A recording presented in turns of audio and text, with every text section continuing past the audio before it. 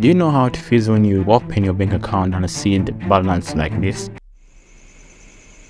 Well, this video is for you. Today I want to talk about 7 money habits that are keeping you poor. And before you ask me, Sangwa, what are the beliefs and the habits you have around money? First, you have to become aware of the beliefs and the habits you have around the money that are holding you back. The first habit that is keeping you poor is trying to look rich rather than being rich. You wake up one morning and see your friends taking pictures in front of mansions, Lamborghinis, or their girlfriends, which are not theirs, in fact, just trying to show off. And this keeps you in a state of mind thinking, oh, I'm a loser, I'm not getting anywhere. And when you have this kind of belief of trying to look rich rather than being rich, rather than doing the work, rather than finding a job or starting that side hustle to make money, you are just focused on finding anything that can make you look like those influencers you are looking at online.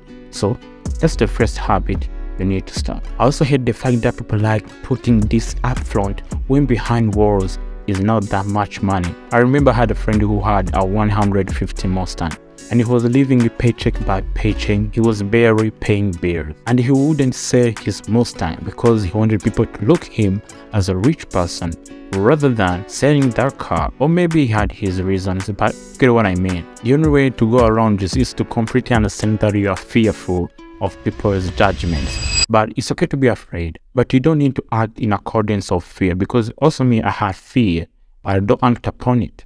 You can act despite that fear, because also you can't have courage without fear. And the next time you're going to buy something you can't really afford, I want you to ask this question: is this getting me closer to where I want to be, or the person I want to be, or is it getting me further? The second habit that I see many people have is sacrificing tomorrow for today. This is a habit many people have in different areas of their lives, where you take money from your future self to the present you. That's what you're doing over and over again, and this creates people living in a cycle of paycheck to paycheck because you are constantly spending money from your future self. I did have a friend who had a terrible habit of buying shoes. Every time he would buy shoes, $100, $400, $600 shoes, Balenciagas, Air Jordans, you name it.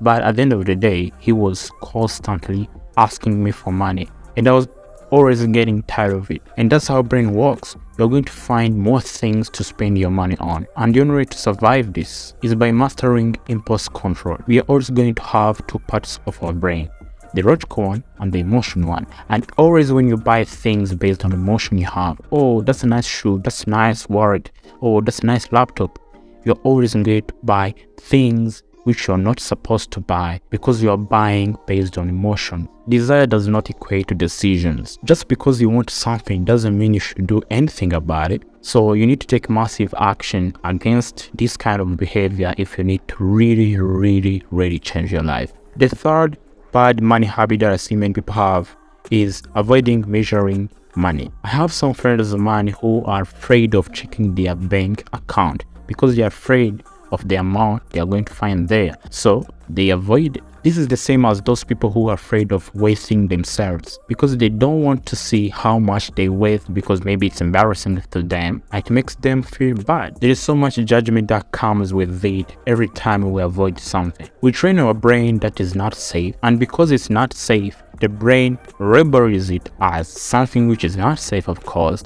and then it wants you to avoid it over and over and over again until it becomes something that creates a dysfunction in your life. So the only way to avoid this, of course, is to try to see how much money I am making. How much money do I have in my bank account? How can I make more money? How can I start that side hustle that I have in my mind? In that way, you just focus on making more money rather than fearing how much money you have in your bank account. Another habit of people who aren't where they need to be financially is not spending money to buy time or growth. Two plots of money that I say is that I can buy experience that I don't have yet, or I can buy time. So let's say I'm hiring a video editor to edit my 50-minute video.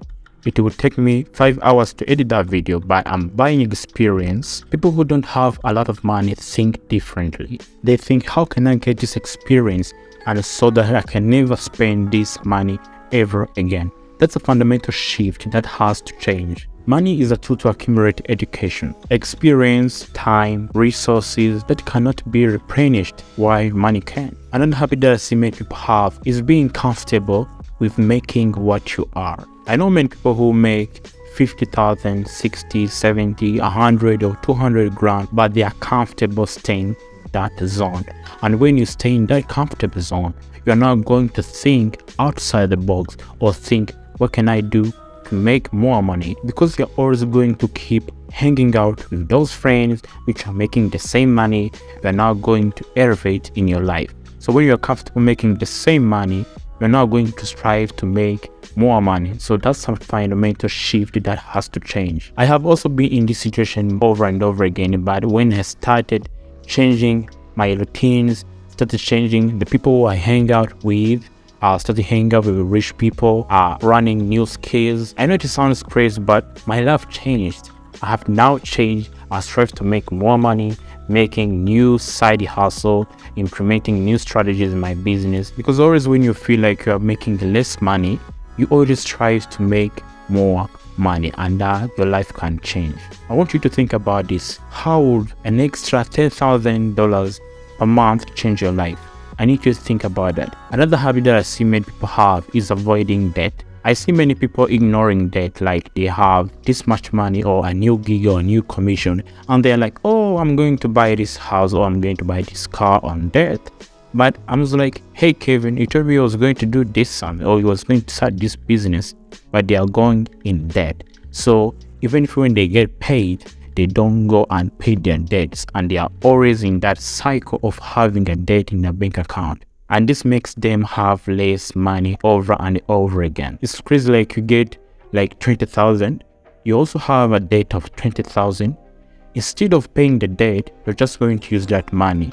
So you're going also to stay in that cycle of debt because you're pretending like you don't owe someone that money. And the best thing you can do to avoid this is to create like a personal balance sheet so that you can know where are your negatives, where are your positives, where are your liabilities, everything. And then when every time you get paid, you have to allocate a certain amount of money of your income, then pay down those liabilities so that it can be safe. That was it. I hope this video helped you a lot because I need you to have best money habits in 2023 if you need to become very successful. If you want to know how you can make an extra 10,000 every month, watch this video.